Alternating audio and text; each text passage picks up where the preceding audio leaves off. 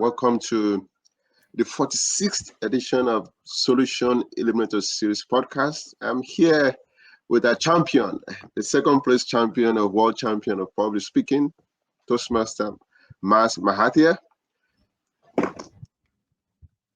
Thank you.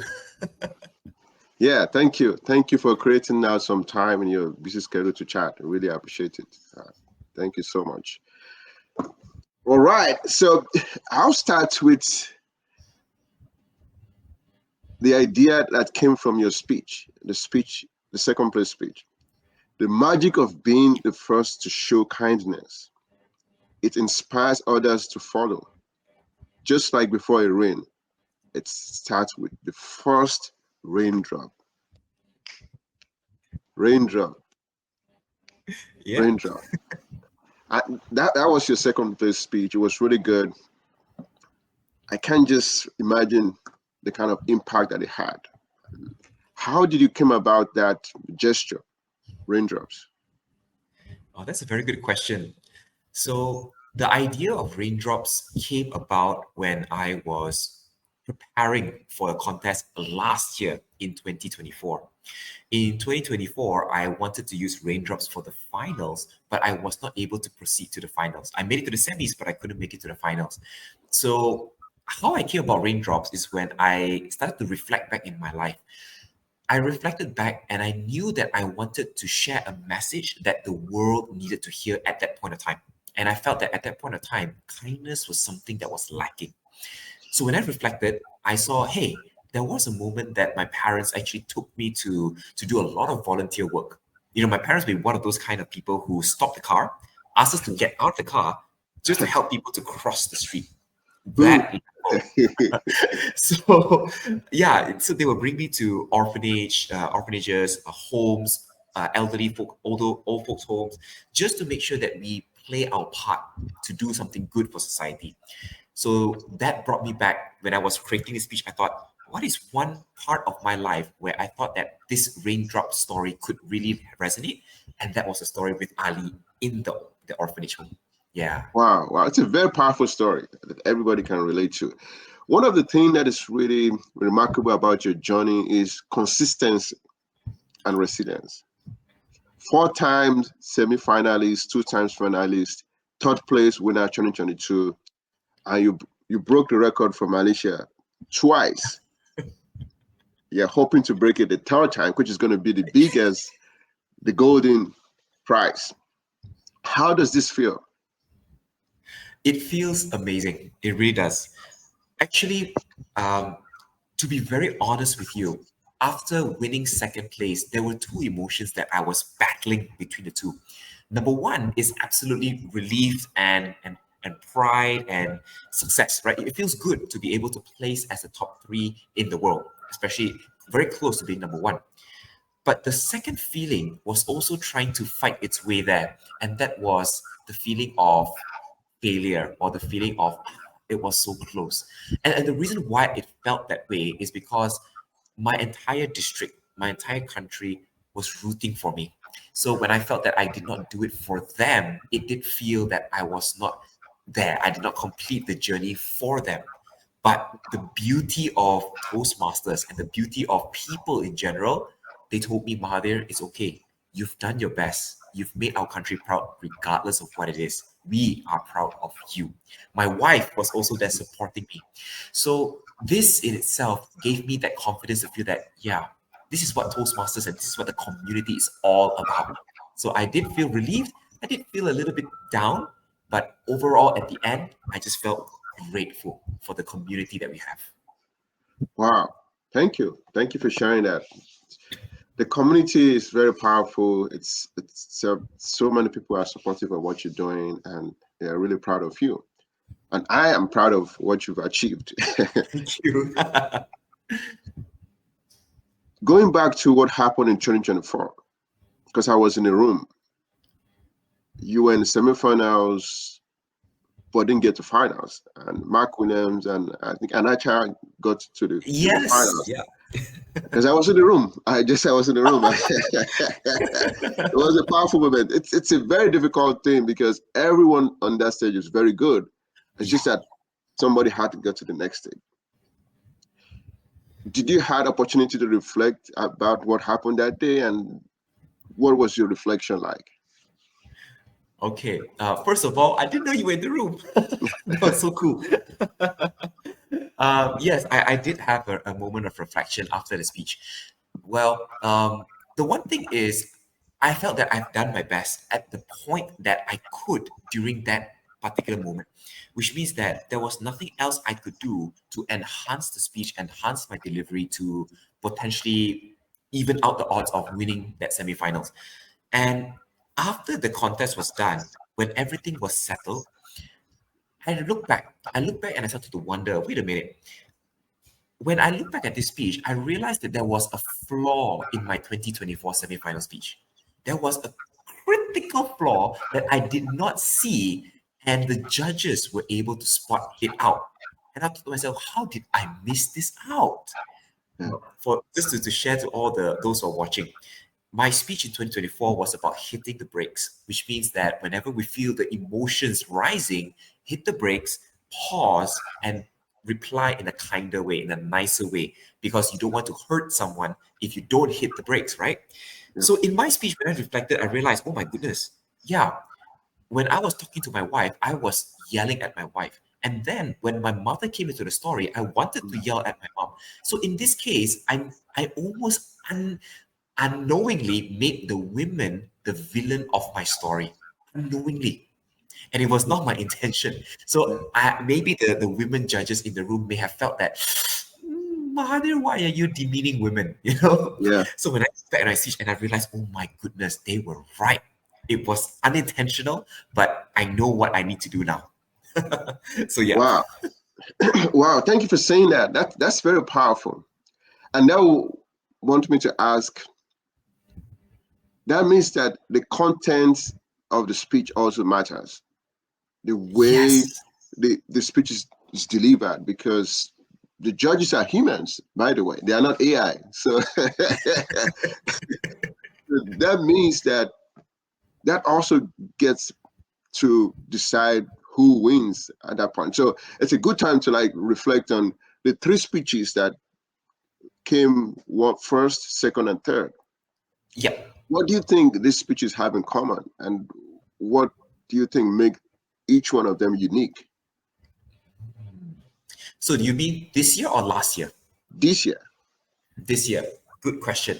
So this year, Sabyasachi, Alan, and myself, when I look back at the three winners, by the way, all eight finalists were fantastic. I thought they really brought out their A game, and the results could have gone anyway, right? Depending on the judge's mood of the day, depending who was the judge of that moment, the results could have gone anyway. So I thought that the three who placed in the podium this year, there were what I would call number one, really strong authenticity. Really, really strong. Especially, let's say, speaker number one, champion speaker, right? Sabyasachi. We can see that the way that he's being really authentic, just being who he is, he's just showing who he really is, right? He did put in his podcast before, he said that he knew that going deep in his story and making people feel those deep emotions wasn't his strength. So he played out those high emotions, those moments that make people laugh. That was what he's focusing on. Same thing for Alan. Alan's strength is in how does he say something that touches people's hearts, and he did that beautifully. And in my speech, I also wanted to bring out that authenticity, which means that I wanted to deliver this message in the way that I would say it, not how in the way I would perform it. And I think that's a big difference here. We are now seeing a trend in Toastmasters that speakers, you don't need to perform anymore, but you need to connect more. I think that would be the most important thing. And to connect, you got to speak authentically. Hmm. Wow. Performance and connecting. And connecting comes with being authentic and being vulnerable, showing part of you Yes. that people probably don't know, they can see by just looking at you. And guess what? Yes. One thing that we humans are very good at is trying to keep that part of us away from people, right? And just making Yeah. them think this is all who we are. And that's not true. That's not true for any human being. Absolutely spot on. Thank you. Thank you for sharing that. Thank you for sharing that. So let's go to the beginning. When did you know that public speaking is something that you want to put your energy, your time, and resources in? Hmm. Well, I started public speaking at a very young age, but not by choice. And I wasn't actively learning public speaking. I was exposed to Toastmasters at the age of 5. So I saw what people were doing and I saw how they were performing, how they were presenting. And at the age of 5, I never knew why I was there. My parents brought me there, but I never knew why. So I hated the experience because I felt that I'm just wasting my time. I could be playing soccer, doing something else, but I'm here watching people speak. So I didn't like that. But there was also another factor that I didn't like. Seeing all those speakers speaking up on stage, I admired them because they could do something that I could not do. I was too afraid of doing. In fact, there was a moment where my parents brought us to a studio where they were doing a short singing session where the kids will go up to sing. And my mom and dad, they'll look at me and say that, go, go, go, now it's your time. Go and speak on stage or do something on stage. My two sisters went, but I didn't. I hid Hmm. behind my mom like an ostrich. I didn't want people to see me. And that was a moment that I still remember till today. But here's the thing. When I was 16 years old, there was a moment in my school days where the teacher suddenly said, we are going to host a public speaking assessment where every student in this class must perform and present something. The whole class started shaking. Public speaking, what? Why? Right? But for some reason on that day when I was presenting, I was calm. And I started to wonder, why was I calm while everybody else was panicking? And it was because of those exposure, indirectly learning, I built that confidence a little bit. So officially, I got into public speaking at the age of 23 in 2016.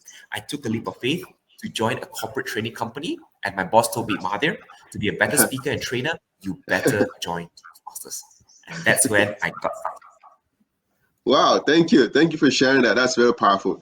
Our guests, thank you for joining us. And also, people that are online that are joining, please let us know where you're joining us from. Put in the chat which country you're joining us from. If you have any question for our guest, please put in the chat. He's a very friendly and welcoming and approachable person, that I can tell you for sure, because I've met him a couple of times in person. Also, thank you for joining us on Instagram, Shaki Adekune Juri, and a couple of people there. Thank you for joining us. This is really great. All right. So now you decided that you were going to go into public speaking, and you started by joining Toastmasters. One of the things that I want to know is, when you joined Toastmasters, how did your journey into deciding to be part of a contest started? Because you've before you became that person that won at district level like 11 times thereabout. I have to quickly say that I don't know anybody that have been in a contest so much and won also so much. I don't know anybody. So that's very impressive. So now you join Toastmasters. What was the motivation to get into contest and try being on the stage and try to be in a contest? What was the motivation? How did you make that decision? Thank you so much for the question. So, for those who just tune in as well, I hope that you would take contesting as one of your Toastmasters path as well. Why? Because contesting is one of the greatest way that you can see an accelerated growth in such a short time. So try. The next contest season is starting, so please join. Now back to the question, right? So how did I get started? So when I joined Toastmasters, it was in January at that point of time. And it was just around the corner, in about one meeting later, it was the International Speech and Table Topics Contest. And they were asking for people to join the competition. Now, I volunteered to join. Why? Simply because my personality is, I'm a very competitive person by nature, which means that I love going into competitions. The reason why is because I like to challenge myself to see where I can go. So when I joined, I had a goal in mind because this club is where my family members were. My sister, my mom, my dad. They were all members of this particular club. So me being a very naive and competitive person, I said that, you know what? I'm going to try my best. I'm going to compete. And the only goal I have in mind is I don't care what placing I get as long as I beat my mom, my sister, my dad. That's all. That was my only goal. And when the results came out, third place, not me. Fine. I was hoping for number one anyway, right? Second place, my sister. Oh, okay, good. I got a chance for number one. First place winner for the table topics contest, my mom. Oh, So I completely lost. I lost that contest to all of them. And at that moment, it was very humbling as well. It was humbling because I was relying purely on raw talent, which means I thought I just could do it by myself. But I knew that I needed to, in order for me to get to the next level, that raw talent needed to be put to work. So I needed to put in the hard work to improve my skills. So ever since then, I compete every single year just to sharpen my skills. wow, powerful. To sharpen the skills, and you were in competition with yourself, not with anybody. That's very powerful. I want to know that the reason why you picked the two speeches that you picked. What's the reasoning behind it? Because you could have used other speeches, right? Why those two speeches that you picked?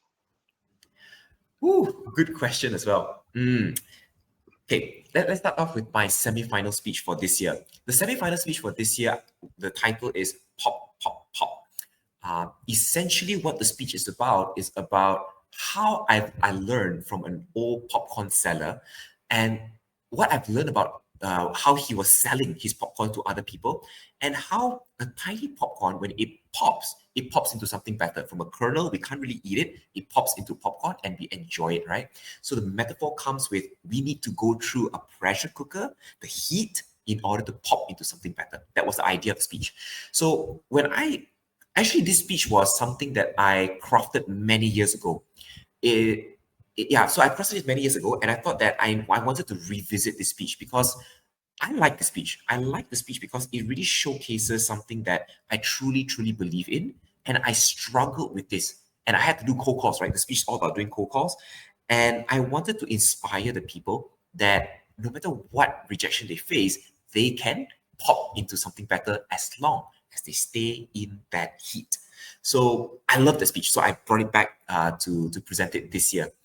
Now, for Raindrops, on the other hand, I knew I had to give Raindrops in the finals because Raindrops would make more sense if the audience of 1,200 that day snapped their fingers in unison, right? So we created that effect. So, and besides that, Raindrops is also a message that I believe is more universal, which means that everyone would know how to be the first raindrop, to be the first person to be kind for others. And I needed the world to hear that. If 1,100 people could go back to their own country and just do one small act of kindness that day, man, I think we could create a storm. Good, good. Wow, that's very powerful. I mean, you picked right. The raindrop speech was really powerful, and people snapping their finger in the auditorium was really nice. Was really nice. So now let's flip this question. On the other side of it, have you ever engaged in any prepared speech or any speaking engagement, and you felt that you don't know the audience, you didn't prepare to really know your audience? If you did that, how did you handle the situation? Oh, wow. That is a tough question. Okay. Personally, for me, I am grateful and thankful that it has never happened. Yeah. Because before going into any presentation, doesn't matter a keynote, a training session, or even just a general speech, I would always make it a point to ask the organizer or ask the person in charge, who are my audience? Send me a background list of them. Are they senior managers? Are they managers? Are they general public? Who are they? And the reason why is I think we all know, right? As Toastmasters, as members, we got to know who they are. If we don't know how to cater a presentation that will suit their needs and suit their wants. they would be thinking, why is this speaker speaking? I feel his energy, I feel his enthusiasm, but I'm not connecting because I don't know, I don't feel this speech for this particular time in my own personal life. So that's why knowing your audience is so important. But the question now is, if I go into a presentation and I don't know the audience, what would I do? Right? Good question as well. Here's what I would do. I would spend the first 15 to 20 minutes doing some form of ice breaking. Now, the way that I do ice breaking is like this. I would first have a very standardized self-introduction. My introduction whenever I give presentation is always standardized. I've found a way to create that. And I would engage the audience to participate with me to get to know me a little bit better as well during my icebreaker. And I would tell certain stories and whatnot. I would not bombard them with my accolades or my titles or whatnot, but I will share something very personal and vulnerable so that they know I am just as human as them. So that's number one. Once my introduction is over within 5 minutes or so, I would then quickly get to know the audience. Yeah. So that means if there's an opportunity, maybe a few people in the room would just introduce themselves and maybe share something interesting about them so that I get to know what sparks their interest. Once that is done, then we can get started. Yeah. So an ice-breaking session is absolutely crucial. Thank you for saying that. That's very powerful. Thank you for saying that. Thank you for joining us, Ibrahim. Right? It was given a comment on that, the previous answer. So now you said you always do your best to know your audience. So what are the various techniques and ways you try to know your audience before your speaking engagement? Maybe Toastmasters, outside Toastmasters, or anywhere you go and speak. Yeah. So as I mentioned earlier, right, you want to get in touch with the organizers. You really want to get to know what is their, if they can send you a participant's name list. Perfect. Beautiful. And quickly after you get this participant's name list, make sure you don't want to just know their names. You want to also know what industry they're from. What industry they're from, what level are they at as well. For example, they may be in the IT industry and the level could be a C-suite, a CEO, CFO, COO, right? Or they could be manager, upper manager, middle managers, or they could be executive levels. Once you identify this, you want to see who is the majority or what's the majority in this group. Are they more in the 30 to 40 group, 30, 40 years old, 50 to 60 years old, 20 to 30 years old?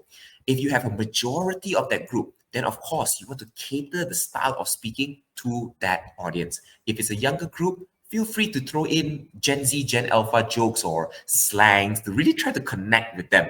You know, sometimes they may find it funny if you try to use their words. So you can do that because when you try to be with them and try to be like them, they feel the connection there as well. But don't try too hard. Just have fun with it anyway. And if it's 40 to 50 and above, you know, speak in a professional way, speak in a way that really resonates with them. Yeah. So look at their names, look at the industry they're at, look at the level, and then try to sum up. Can you see what are their age group? How are they like? Then you'll be able to cater your speaking style to them. Good. Thank you for sharing that. That's very helpful. Something that we all need to think about. Now, still on the topic of the World Championship of Public Speaking, we can all agree that to be able to go this far and achieve what you've achieved, second place, third place, final, semi-finalist, you have to practice. You have to practice your speech. So outside practicing the speeches, what do you think can be done to be able to work hard and also achieve something for the good result? What other factors can contribute to coming first place, second place, or third place? Nice. So what other factors come into play? I can think of a couple, and I think this is very, very important. For those who plan to compete and plan to go as far as you could, this I think will be very useful for you. Now, when you start to realize all of these world champions, world finalists, world podium finishers, semifinalists, and beyond, if you were to ask them what made you get there, no one, I don't think anyone will tell you, oh, I got here by luck. You know, I was randomly put into a competition and also happened at one club, so happened at one area, so happened at this. No, not likely. right? The ones who actually make it all the way to the top are usually the ones who want it enough. Yep, they need to have that drive, that fire, that fuel to say, yes, this is something that I'm going to pursue. Only then you'll be able to overcome any obstacle, any challenges that comes your way. So that's number one. You got to find that fire, that fuel to get there. Now, once you have the fuel, the vehicle is running, you're driving on the journey, every contest round, every pit stop, you get up there. There is also another element that comes into play, because suddenly you realize after district, you are now no longer speaking to a local level, you are speaking to an international level. Now, some districts you already have to speak to a somewhat international level. So this is where the challenge starts to come in. You got to cater your presentation to no longer the locals, right? The locals need to understand. You got to cater in a way that the international audience understands, especially in the district, because the moment you win district, that video will be used for the quarterfinals where the world needs to see. So here's what I would recommend, and it would really take you to another level. Since we live in a digital era, you're not limited to practice your speeches in your local clubs alone. Go out to an international club, book yourself with different countries, test your speech there. When you do so, you get international feedback, international reactions to know whether your speeches work or not. When I got the results for the semifinals this year, I booked myself for 30 clubs. I went to 30 clubs in 30 days just to make sure that I get international audience feedback to sharpen the speech. And had I not done that, I don't think Raindrops would have ever reached its level as it is today. Wow, wow, thank you for sharing that. That's really powerful. Wow. Going out, getting feedback from different audiences, that's really good, and that's something we all need to think about. Still around the topic of preparation, factors that can influence the result of the competition besides practicing, the speaking order. Do you think the speaking order of the contest can have any influence on the outcome? And for you, what level of the speaking order are you always open for? Do you have a preference? I mean, everybody has a preference, right, for the speaking order. We all like to be in the later numbers. We don't like to be in the earlier numbers. But I come to realize that really a speaking order to me now, after this competition, I start to realize it doesn't matter anymore. Because we start to realize that many speakers or world champions who have won, you see some people winning at first speaker, some people winning at second speaker, third speaker, and so on. And it doesn't determine now what speaking order you are. The most misconception is because the first speaker needs to set the mood, really set the stage so that the audience are ready to go. And the last speaker is the one that people remembers the most. But here's the fact of the matter. In today's day and age, people's attention span is getting lesser and lesser. By the time they get to speaker number 4, 5, 6, 7, or 8, they're going to be tired. They're going to be fatigued listening to a speaker, right? So if people wishing, I wish I'm the last speaker, I wish I'm the last speaker, it may not come to your favor in today's day and age. Yeah. So mostly for me, I like to be in the center. I like to be in the middle. But if any numbers come to me, I think I would just take it and just give it my best and trust that the judges know how to mark evenly. Wow. Well, I mean that's fair. We cannot always control because those are actually picked randomly anyway. So it's better to be open-minded to any position.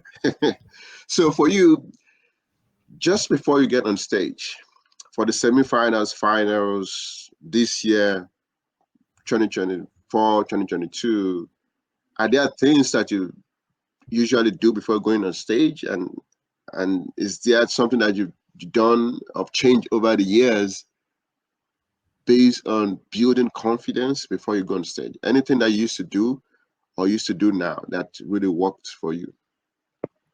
Yes, that in fact that most of the time when we go up to present on stage, what I notice about many new speakers, especially those who are trying to find their place in the speaking world, what I notice is that when they go on stage, they have this mindset to think that what if I mess up? What if I'm not good enough? What I'm saying doesn't resonate with the audience? Will I remember my speech good enough, or will I be able to go through the entire speech with emotions properly? So it's a lot about what if I, and I face this problem as well. And what I come to realize is when I do this and when I keep focusing on the mindset of what if I make mistakes or what if I do this wrong, it's almost like taking the spotlight on stage and flashing it directly at my eyes, highlighting to the audience, hey guys, these are my flaws. Please take a look, right? That's the problem. But what speakers really need to do is to shift that spotlight to the audience, almost becoming like a lighthouse, right? And the reason why we want to shift it to the audience because the main star of the show is not you, the speaker. The main star of the show is you, the audience, Hmm. because they are all there to gain something from you. They're not there to be impressed by you. So with this new mindset, I started to shift in the way that I prepare before going up on stage. What I normally do now is I recite a few sayings or a few phrases in a way of redirecting my focus to my purpose. So I would say things like this: Mahathir, you are here not to impress, you are here to send a message that matters. You are a messenger. Remember that. Yeah. So I will always remind myself, you are a messenger, you are a messenger, your message matters. Someone in the audience is here and they need to hear this message. And when I go up on stage, I'm no longer with the mindset of taking the audience's attention. I'm in the mindset of giving the audience something that matters to them. Yeah. Wow. Wow. Thank you. Giving the audience something that really matters to them. That's very important. Thank you for joining us online. If you have questions for our guests, please put in the chat. Let us know where you're joining us from. If you have any comment, something that you agree with or you disagree with, please let us know. We'd love to hear your opinion also. Yeah. One of the things that I read about you is the fact that a good part of this is representing Malaysia because you think Malaysia deserves more, like to be recognized on the world stage and things like that. And you've done that twice for Malaysia, third place, second place. And we're hoping that you'll do that the third time by being the first place winner soon. Fingers crossed. There's something I want to say. I personally have a math teacher during high school, and he was from Malaysia. So, and Mm. it's one of the teachers that I will always remember that made me love mathematics. So just Wow. want to make sure I say that so that you know that Malaysians have been recognized. I personally have recognized them at some point in my life. So I just make sure I say that. But then still around that,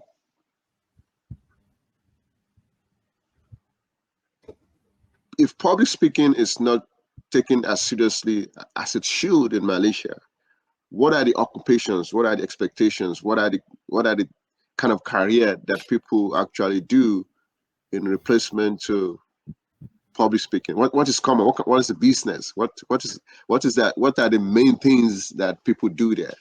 We'd love to know that. Mm. Okay, the beautiful thing about Malaysia is so diverse, right? It's a country where we are so diverse with many cultures, many experiences, many things as well. So if public speaking is something that Malaysia doesn't really focus on, we will focus on many other aspects.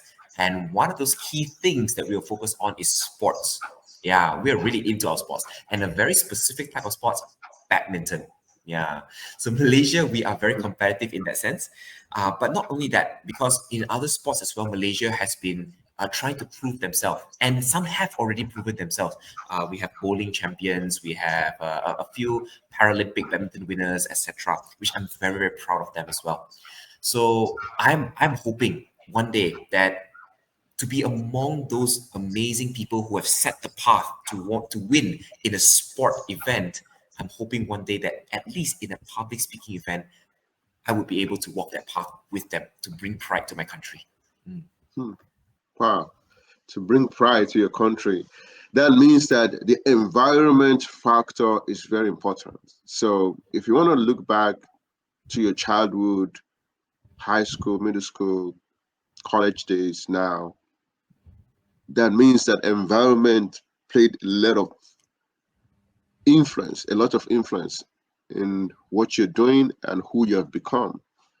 Are Mhm. there any particular incidents or events that you want to share with us as to what you would say it shaped who you have become now as a public speaker and also as a person? Yeah. The moment you said that, there's only one moment that really brought me back into this story. You see, when I was young, and I remember mentioning just now that I really hated doing public speaking. So in one of those Toastmasters events, after I froze on stage, I froze giving a table topic speech. I was very young, probably about 7 at that time. And once that was done, people started clapping their hands as a form of encouragement. I thought, well, sure, yeah, it feels good, right, to get people to clap, even though I didn't say anything. But right after that, when we were going for a tea break, everybody was relaxing a little bit. There was this one gentleman who came up to me. He came down to my level. He said, Mahathir, he said, um, it really doesn't matter what you say. The moment you step up on stage, it was already a win for you. It's something that builds your confidence. The next time you stand on stage again, just say something. Just say anything, and we'll work from there on out. That was the turning point in my life because I didn't realize that I could speak on stage, and this person unlocked that in me. So the next meeting came, I volunteered to be a table topic speaker. And I remember this time I spoke, although it did not make sense at all, but I spoke. so, so that really gave me that confidence. So the lesson that I'm trying to share here is this. There will be important people in your life who will unlock something in you. And if there isn't, why don't you unlock it in someone else by being a mentor in Toastmasters or beyond? Ah, Wow, thank you so much. Very short and to the point. And one of the good things in Toastmasters, you know, is the fact that you always get the applause, the clapping, even if you didn't say anything. yeah. So I think people don't really know how much of that can build confidence because in the real world, people just want to beat you up. Really, they Yes, just yes. they just want to beat you up. But in that environment, you can get away with building yourself and things like that, and you get better over time. That's the business model for Toastmasters. That we can all agree to that. In speaking, I've seen people say dressing is very important. What are your thoughts on dressing? And while you're thinking about that, I also noticed that you like wearing red suit. You Oh, wore red suits with the first place winner, and I didn't know whether you guys planned that or something. So, what was red the winning color for the day or something? So, what are your advice on dressing? okay. When it comes to dressing, first and foremost, the reason why I wore red and I wore it consistently, which means that for the very first time I made it to the semifinals, it was in 2020. I had my red suit ready. So I wore my red suit ever since then. And the reason why I wanted to do that is because it was it's two reasons. Two reasons. Number one, I love red. I love red, which means to say that my company logo is red, my car is red, my shirts, a lot of them are red. I just love that color, right? So when I went for a personal branding image back in 2019, I saw this red colored suit, and my branding consultant said, "Yeah, you better get that suit." So I got it. And yeah, so I wore it consistently ever since my first appearance in the semifinals because I wanted to be a little bit different. Meaning to Mm. say, every past semi-finalist or finalist, you will see them dressing a little bit different. They'll come in different suits, different color, different tie, whatever not, right? Which makes things more fresh, more interesting. I wanted to break that stereotype. I want to say, you know what? I wanted to be the same looking guy every time I appear on stage. So I will wear the same bow tie, the same jacket, the same shirt every time I make that appearance. And I just want to see what is the audience's reaction. That's it. No other reasons beside that. And besides, I did not plan with the world champion, Sabir Sachi, at all. In fact, he came to me, he said that, Mahathir, When I saw you wearing red in the semi-finals, I prayed you didn't wear red for the finals. He said that, but bam, here we are, two of us wearing red. Wow, wow. Thank you for sharing that. Thank you for joining us online on LinkedIn, Facebook, Instagram. Please tell us where you're joining us from. If you have question for our world champion, please put in the chat. Why not? We might as well just get the answer to your question while we're here. Then thank you for joining us again on Instagram, Afrograms. Kunle, thank you for joining. And Labime, thank you for joining also. We really appreciate you being here. If you're here, please put in the chat where you're joining us from. And if you have question, let us know the question that you have. In 2016, you said you started your public speaking journey in 2016. I just wonder, based on your observation then and now, how would you say public speaking have changed over the years? And what change are you thinking might happen based on the current trend in technology, in competition, in your experience as a speaking coach on YouTube and things like that? I think public speaking has changed a lot in the past years. Yeah, in older years in the past, when we start a presentation, the best or the most what we call best practice and fundamental way of beginning is to always start with who you are, right? Your years of experience, your expertise, why the audience should listen to you. That was the key focus in the past, because the saying goes, you want to establish authority so that the audience feel you are worth listening to. But the game has shifted. No longer we care about who you are anymore, because the who you are can be read way before you even introduce yourself. There's a information brochure or whatever not, we will know who you are, right? But the thing is this, in today's age, whatever public speaking or speeches that you give now, the audience don't want to know your so-called credibility anymore. They want to know why what you say will matter to them, how what you share will add value to their day-to-day lives. So that means at the start of your speech, the audience already have to know a few things. Number one, why should I care as a listener? So I don't care about your introduction anymore. I want to care about why should I listen to you. Number two, can you pique my interest enough so that I will continue listening to what you have to say? So yeah, we have changed in the dynamics of how we speak. And the other thing that shifted as well is the use of storytelling. We like to share data, facts, numbers, statistics, and whatnot to back up our claims. Fine, it works, and I think it should be maintained as well. But in the past, we focus heavily on this aspect. In today's age, to inspire someone to make a change, you don't what we call as motivational vomit. We call it motivational vomit, right? You don't throw it out to them, right? You should do this. You should get better because you need to get better. We can't do that anymore. And we can't throw in all the data and statistics to say that this is the statistics, that's why you can do better.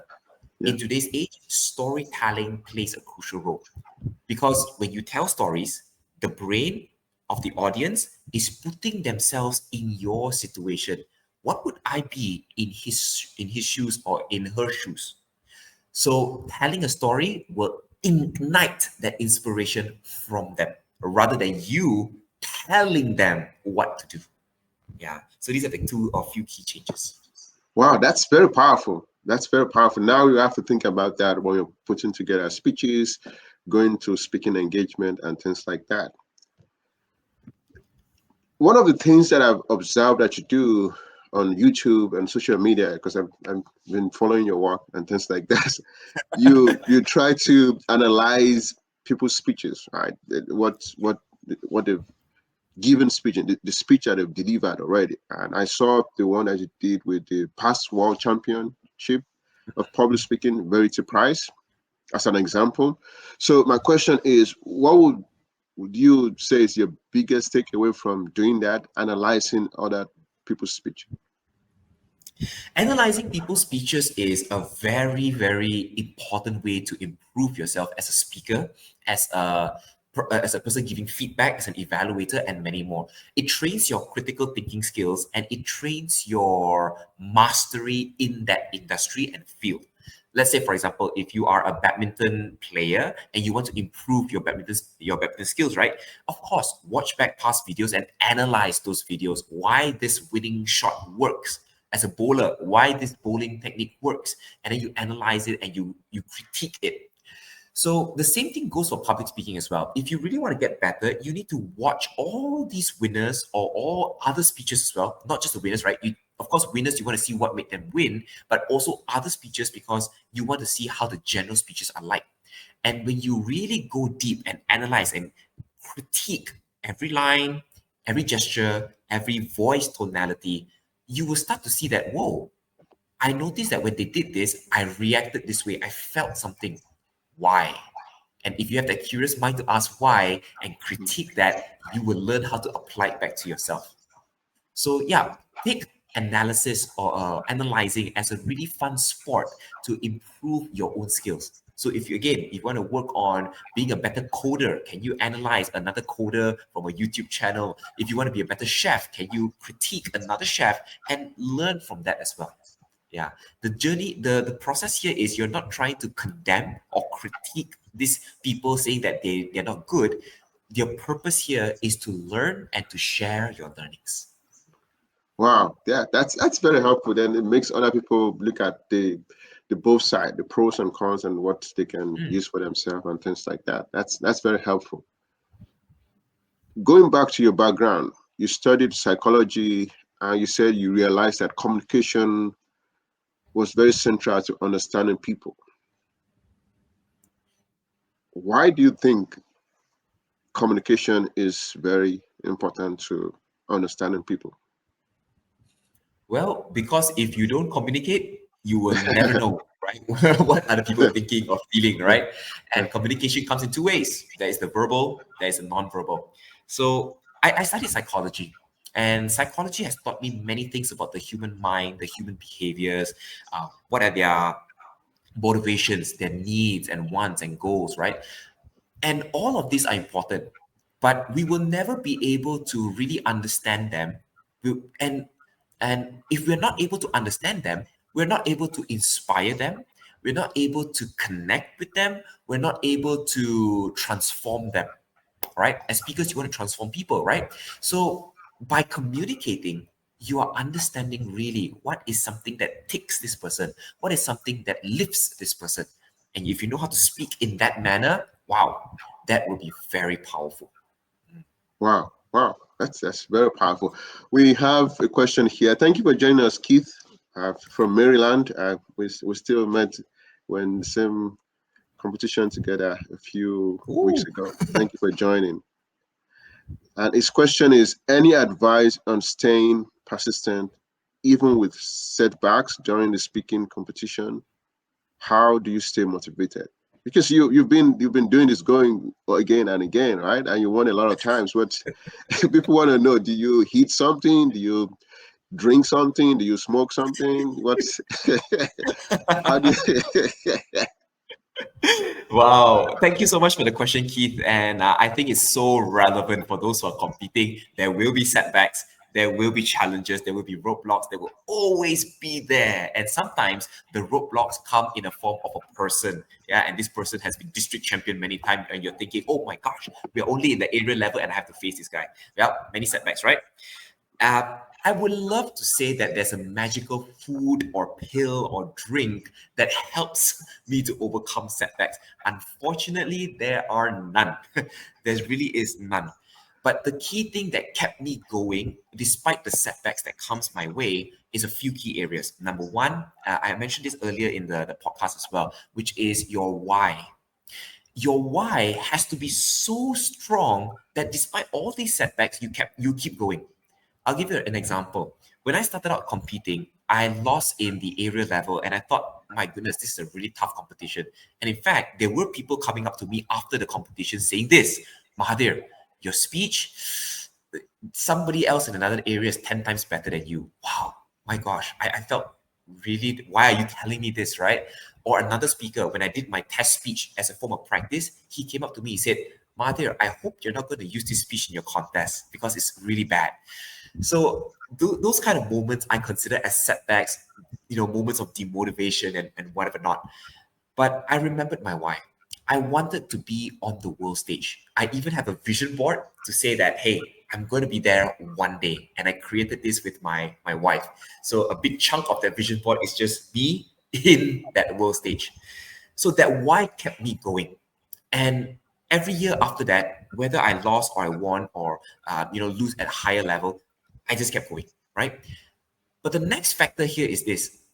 The next factor is in order for us to stay motivated, you have to also take yourself outside of the speech. This is something that I've learned from uh, Verity Price, the world champion of public speaking in 2021. In 2024, last year, at about 2 to 3 weeks before the semi-finals contest, I was down with influenza. And for about more than 10 days, I wanted to practice my speeches, but for more than 10 days, I was out from the speech. Really, really out. I could not think, I could not focus. So I went back to Verity. I told her, I said, hey, I felt that I missed out. These 10 days, I could have done something, but I'm just out. But she said this, Mahathir, sometimes you need to step away from your speech and do something that helps the soul. Very powerful, very deep. And I thought, in this case, right, yes, if I do something that helps the soul, it could be as simple as going out for a walk, doing something else that takes my mind off it. Because if we are too into the speech, sometimes we feel that this is our entire world. And if there are cracks in our entire world, we feel the pain, we feel the pinch. But if we take a moment to just step out of it for a while, do something that helps us. You want to go bungee jumping? Go bungee jumping, right? You want to go play bumper car? Play bumper cars. You want to go eat something at Taco Bell? Go, enjoy it. So doing something for the soul helped me to stay motivated as well. Because if not, I can guarantee you, I feel that losing this year, even losing at number 2, I won't want to compete again next year. Yeah. But because I knew that, okay, I still know what my goal is. And now I'm taking a break for 1 year. I'm not competing in the next contest season because I'm going to do something that helps my mind and helps my soul. And I'll come back with a speech that I truly resonate with. I hope that answers your question. That's very powerful. That's very powerful. So it's very strategic saying that you're going to wait for 1 year, right? Is that, can you shed a little bit more light on that? Would you recommend that for other people, or is just something that is for you? Okay, because different people works differently. I know another finalist, which is Nisha Shivram, world number 2 as well in 2023. I had the pleasure of competing with her in 2022. We shared the same final stage. And Nisha is someone I really admire as well because she compete every single year. Every single year she competes, she puts in the work, she crafted her speeches, 2 speeches to compete in the world stage and all that. And I really admire that. Some people like her can do it. And if you can, go for it. Now, for me, it doesn't work that way because I feel that when I join a contest, I need to join a contest with a full heart. A full heart meaning to say that this speech is something that I truly, truly feel for and truly, truly are passionate in. If I don't have that speech, I'm not competing for the sake of competing. Yeah, so that's my thought. So if you feel that you need to compete every year to sharpen the saw and you feel that, yes, we should go for it, it doesn't matter what it is, then go. Then I think that is more suitable for you. But if you're like me and you feel that, no, now I come to a stage where the speeches I want to give, I need to feel it wholeheartedly, then take a year off. Take 2 years off if you need to, and come back with the speech that you really want to give. Wow, interesting. Yeah, that's something to think about. That's very powerful. We have another question here. The questions are coming in very fast. We have, I'm just letting you know, Ibrahim saying, how does transforming others improve your own skills? Ooh, thank you so much, Ibrahim. Love this question. And I get this question quite a lot because a lot of people always ask, right? If you want to help others improve, how does that actually help you improve as well? Here's the beauty of it. When you are actually analyzing a speech and critically understanding how the inner workings of another presenters are like, and you give feedback, you give your observation, you are also learning in that process. I always tell people this: you can learn by learning, but you can also learn by teaching. These are two methods that you can actually maximize your learning potential. Let's say, for example, you learn how to code, right? You learn from somebody on how to code, but you will also learn how to code better if you were to teach others how to code. Surprising, isn't it? Yeah. So here's the beauty. Make sure that when you are learning from other people, you get all those knowledge, you learn all those things, try to teach it in a way that's simple enough. Try to analyze and then give feedback so that people understand it easily. Because the easier they understand, the easier you understand, the easier you can also apply it back to yourself. Yeah, don't overcomplicate it, make it simple. I hope that answers your question, Ibrahim. Good, good. Simplicity in communication. They understand it. Their reaction can also motivate you. And then you can give more because you're becoming better through the process. Thank you so much. Yes. Thank you for your question, Brian. And thank you for our guest for answering that. That's really powerful.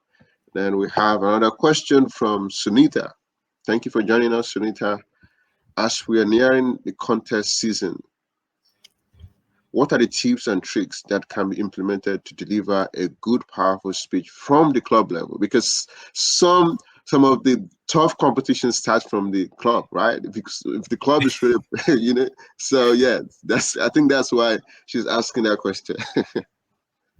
Wow, good question, Sunita. Okay. I know of a few clubs where the moment you enter the club, you're fighting against two or three district level winners. Oh my gosh, this is just a club level. Why are we fighting people of many levels higher, right? But that's the truth. That's what it is, and that's what happens. That the simple answer is go find another club to compete. That's the simplest answer. But I don't encourage that. I don't encourage that. What I do encourage is this: when I craft my speeches, I craft my speeches well in advance. Even before the club contest, my speech has already been crafted at least a year in advance. Yeah, a year in advance. And the reason why this is so important for me is because I love this phrase. Great speeches are not written, they are rewritten. What does this mean, right? It means that the more time you spend writing that speech and rewriting that speech, the more your speech is going to sparkle and shine, just like wine. The longer you let it sit, the tastier it gets. So, if you have the advantage of working on your speech well in advance, you have already edged many competitors in the early rounds. Where some competitors may come into the contest and say, "Hey, I just created this speech 1 week before." There are some I know, no, I just thought about my speech as I was driving to the contest. What? So you can see, right? There are many levels of people doing their preparation in the contest. But if you had 1 month in advance, 6 months in advance, 1 year in advance, can you imagine how powerful your speech could be just at the club level? That would make a difference. Wow, that's very powerful. That's why it's very important to practice ahead of time, just like you said, and that's really good. I still have a couple of questions. We're wrapping up. I promise you. Still gonna go a couple of minutes ahead. If you still have your question, please put it in the chat. And thank you for joining us. We'll still have some time to answer the question. One of the things that I really observe about you is your engagement on social media, and I would love to learn, and I probably want other people to know what is the process of creating these engaging videos you have on the YouTube and other social media, and how do you determine first, how do you determine the message you want to pass across, and what's the process of creating the engaging videos, especially on YouTube? Okay, so I see YouTube or videos posted online. When it comes to videos posted online, I do have a few frameworks to work around. Now, I'm not an expert in this. I'm still learning in this process as well. But I do find that there are a few frameworks that works, right? One of those key ideas is some people say you have to search on creator insights, which means you go on YouTube, go on TikTok, you go and search what are some things that people are actually looking for and searching for. And with this analysis, find out videos that actually works and try to replicate them into your own style. These are one ways to do it. But my method of doing a speech or rather a video is two ways. Number one, is either I want to educate or entertain in the video, or number two, I wanted to share a personal, vulnerable story, something that really showcases who I was, who I am, and also what are my hopes and dreams, etc.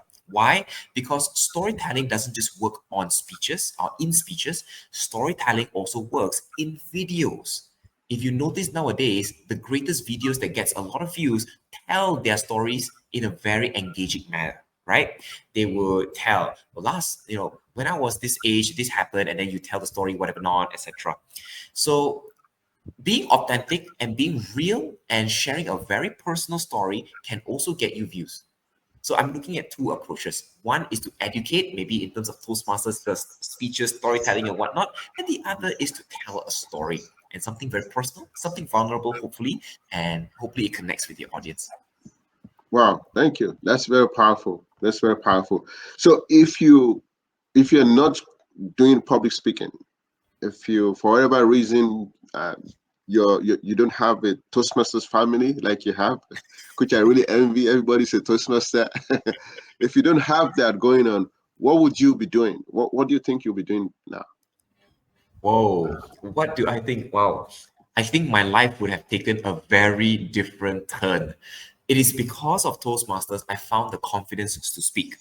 And because of that confidence to speak, I started a business to teach people in terms of public speaking and whatnot.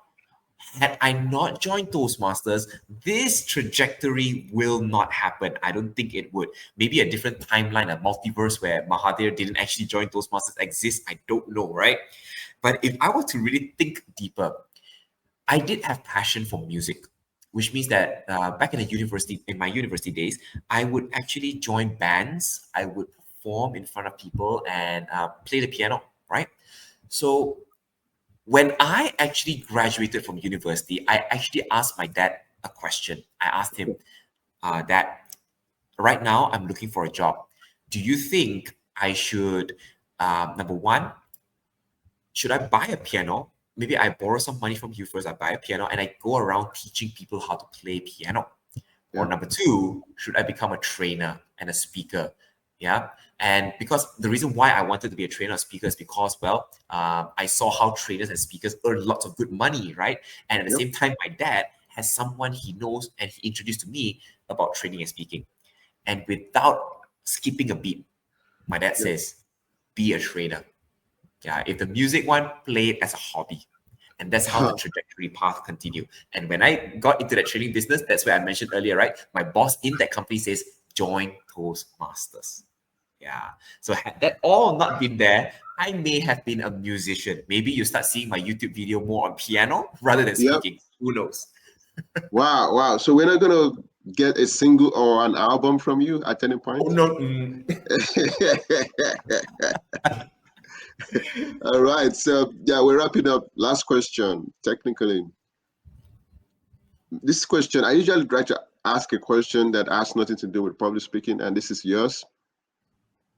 I think most people have a celebrity look-alike, and for you, you have this face of you, you being a celebrity already, public speaker. But before you being this celebrity that we all know, being a world champion of public speaking, who would you say people compare you to in terms of a celebrity? Who do you look like, in maybe in Malaysia or anywhere that's popular? Who do I look like? Oh gosh, this is such a difficult question. I guess if I were to play with the stereotype, since I have a Yeah, very Chinese looking face, so any Chinese actors, maybe Jackie Chan when he was younger. yeah, yeah, yeah. I can see that. Good. I used to watch a lot of Jackie Chan movies too, growing up. Yeah, I love it. I love them.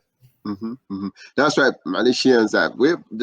My math teacher was Malaysian, just like I said, and he was the first math teacher that I had that made me like math, and like I can really understand this, and probably the only math teacher actually.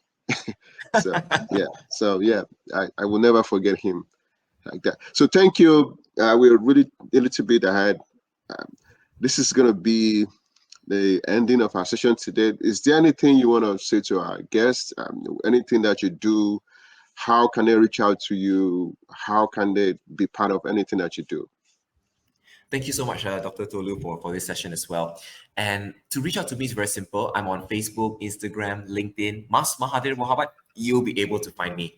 I only specialize in helping people to find their voice, speak up, into the public speaking, presentation, and whatnot. But that aside, if you just want to have a regular chat with me, I'm more than happy to just have a chat with you as well. Because I think sharing, just like what we did today, is such a joy for me because I feel good giving back to the community as well. So yeah. Good. Yes, we just created some raindrops. Woo! Right. A very, very useful and very practical session today. Thank you for being here, Mas Mahathir. Thank you for joining us, everyone. And we're going to see you again in the future when you become the world champion. That's my hope and prayer for you, so you can put Malaysia on the map again, the third time this time. All right. That's my hope and for you. All right. Thank you for joining and really appreciate your knowledge and experience.